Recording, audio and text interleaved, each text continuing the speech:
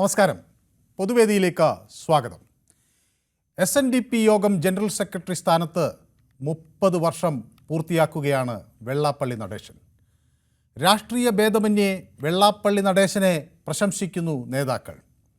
നിർഭയം നിലപാട് പറയുന്ന നേതാവാണ് വെള്ളാപ്പള്ളിയെന്ന് VN വാസവൻ. ബോധത്തിലൂന്നിയ പ്രവർത്തനമെന്നും പ്രശംസ. ആരുടെയും മുഖത്തു നോക്കി കാര്യങ്ങൾ പറയുന്ന നേതാവാണെന്ന് ഹൈബി ഈഡൻ. കഴിഞ്ഞ 3 പതിറ്റാണ്ടായി ഏറ്റവുമധികം വേട്ടയാടപ്പെട്ട നേതാവെന്ന് കെ ബാബു. പക്ഷേ വെള്ളാപ്പള്ളിയെ വിമർശിക്കുന്നവരും ശക്തമായ ഭാഷ തന്നെയാണ് ഉപയോഗിക്കുന്നത്. വെള്ളാപ്പള്ളിയുടേത് പച്ചയായ വർഗീയതയാണെന്ന് ആരോപിക്കുന്നു ചന്ദ്രിക. അദ്ദേഹത്തെ കേരള തൊഗാഡിയ എന്നാണ് വിശേഷിപ്പിക്കുന്നത്. ഇന്നത്തെ എഡിറ്റോറിയലിൻ്റെ തലക്കെട്ടിൽ അവർ പ്രസിദ്ധീകരിച്ചിരിക്കുന്നത് എടുക്കാച്ചരക്കിൻ്റെ ഗിരിപ്രഭാഷണം എന്നാണ്.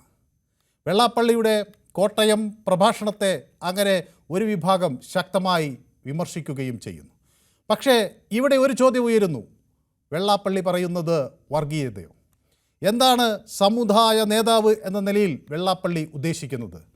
വെള്ളാപ്പള്ളി പറയുന്നതിൽ എന്തെങ്കിലും കഴമ്പുണ്ടോ?